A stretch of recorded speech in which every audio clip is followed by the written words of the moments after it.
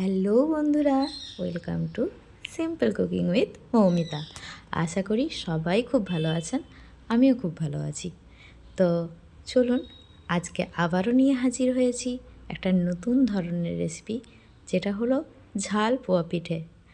তো কিভাবে বানাচ্ছি ঝাল পোয়া পিঠে আর কত সহজে, আর বাচ্চাদেরকে আপনারা এটা টিফিনেও দিতে পারেন, ঠিক আছে? তো বাচ্চারা খুব খুশি হয়ে যাবে স্কুলের টিফিনে যদি এটা আপনারা বানিয়ে দেন। তো দেখুন, প্রথমে এই যে বাটিটার মাপ করে আমি 2 বাটি কিন্তু সুজি নিয়ে নিয়েছি। এই রেসিপির মেন উপকরণই হলো সুজি আর দই। আপনারা যদি ইউটিউব থেকে ভিডিওটা দেখছেন তাহলে অবশ্যই লাইক কমেন্ট শেয়ার করে দিতে একদম ভুলবেন না, কিন্তু এটা আপনাদের কাছে আবদার। আর অবশ্যই সাবস্ক্রাইব করে দেবেন, এটা আমার আপনাদের কাছে রিকোয়েস্ট। আর যদি আপনারা ফেসবুক থেকে ভিডিওটা দেখছেন তো অবশ্যই কিন্তু একটা লাইক দেওয়ার সাথে সাথে ফলো করে দিয়ে একটা গঠনমূলক কমেন্ট করে দিয়ে যাবেন। দইটা দেওয়া হয়ে যাওয়ার পর এবার নুন দিয়ে দিলাম, আর এর সাথে দিয়ে দেবো একটুখানি ভাজা মশলা।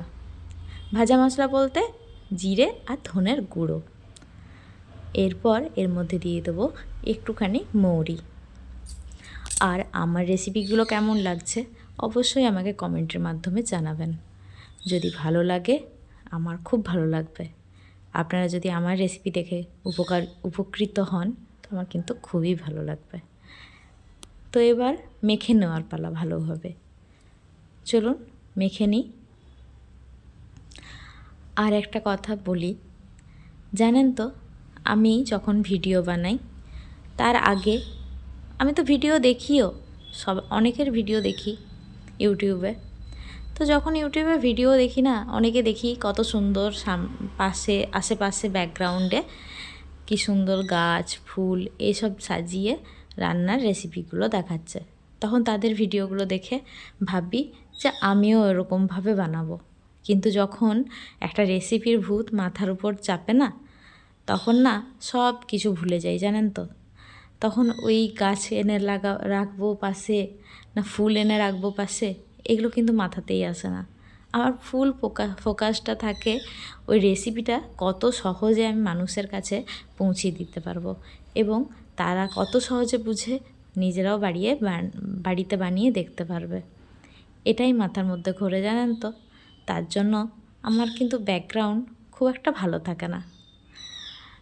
তো আশা করি আপনারা আমার ব্যাপারটা বুঝলেন। চেষ্টা করব যে আমার ব্যাকগ্রাউন্ডটা আমি এবার থেকে ভালোভাবে সাজিয়ে গুজিয়ে দেওয়ার। এবার দেখুন পেঁয়াজ দিয়ে দিলাম, আর কাঁচা লঙ্কা দিয়ে দিয়েছি কেটে কুচি কুচি করে। আর আপনারা এখানে চাইলে কিন্তু ক্যাপসিকাম, বিনস, গাজর, বাড়িতে যা সবজি থাকবে আপনারা কিন্তু সব কিছুই এখানে ব্যবহার করতে পারেন। আবারও একটু জল দিয়ে দিলাম। দেখুন মানে জলটা কিন্তু পুরোটাই সুজিটা টেনে নিয়েছিল। তো যতটা জল লাগবে সুজির মধ্যে, সুজি যতটা জল টানবে সুজিতে জলটা কিন্তু দিতেই হবে, মাস্ট এটা। না হলে কিন্তু এটা মানে যতটা ভালো ফেটানো হবে তার উপর ডিপেন্ড করে এটা ফুলে উঠবে বা এটা কতটা সুন্দর হবে সেটা। আর দেখুন একটা জিনিস স্কিপ করে গেছি, সেটা হলো একটুখানি হলুদ দিয়েছিলাম, সেটা আমি দেখাতে ভুলে গেছি, তার জন্য সরি। হ্যাঁ, এরপর গাছ থেকে কারি পাতা তুলে এনে আর দিয়ে দিলাম। কুচি কুচি করেও আপনারা দিতে পারেন, আমি গোটাই দিয়ে দিয়েছি। ওই যে বললাম না, মাথার মধ্যে যখন একটা ভূত চাপে রেসিপি দেখানোর, তখন কত সহজে দেখাবো সেটাই মাথার মধ্যে চলতে থাকে। এবার তেল দিয়ে দিলাম, তেল দিয়ে পর ব্যাটার দিয়ে দিলাম 2 চামচের মতো। আর একটা ভুল আমি এখানে করেছি, সেটা কি জানেন তো, তাওয়াটাকে ভালোভাবে গরমই হতে দিইনি, তার আগেই তেল দিয়ে আর সাথে সাথেই আমি ব্যাটারটা দিয়ে দিয়েছি। এর ফলে কি হয়েছে আপনারা এরপরেই দেখতে পাবেন। এর ফলে হয়েছে কি, আমার কিন্তু ব্যাটারটা আর উঠছেই না তলা থেকে। দেখুন তলাটা কিন্তু লেগে যাচ্ছে, কিন্তু তাও কিছুতে উঠছে না। এই ভুলগুলো কিন্তু আমরা করি। আমি যেহেতু আমার চ্যানেল আছে, আমি যে ভুল করি না রান্নাতে তা কিন্তু একদমই নয়। অনেকেই বলে আমাকে যে যাদের হয়তো চ্যানেল আছে তারা কোনো ভুলই করে না। না, ভুল কথা, আমাদেরও ভুল হয়। দেখুন আজ আপনাদের রেসিপি সামনেই আমি দেখিয়ে দিলাম, আমাদেরও রেসিপি ভুল হয়, আমাদেরও অনেক রান্না নষ্ট হয়, অনেক রান্না খারাপ হয়ে যায়।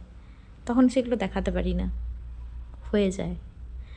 কারণ আমরা প্রত্যেকেই মানুষ, ভুল আমাদের হবেই। আর এরপরেরটা আমি আরেকটা দেখিয়ে দিলাম। দেখুন তলাতে যেহেতু আগের থেকে লেগে গেছিলো, তার জন্য ওঠাতে কিন্তু একটু সমস্যা হচ্ছে। কিন্তু এই পোয়া পিঠেগুলো খেতে কিন্তু খুব দারুণ হয়। আর বাড়িতে অবশ্যই একবার ট্রাই করবেন আর বানিয়ে দেখবেন কেমন হয়েছে আজকের রেসিপিটা। ভালো লাগলে লাইক, কমেন্ট, শেয়ার, সাবস্ক্রাইব করে দিতে একদম ভুলবেন না। পাশে থাকবেন। দেখা হচ্ছে আরও নতুন ভিডিওতে। আজকের মতো এখানেই শেষ করলাম। টাটা, ভালো থাকবেন।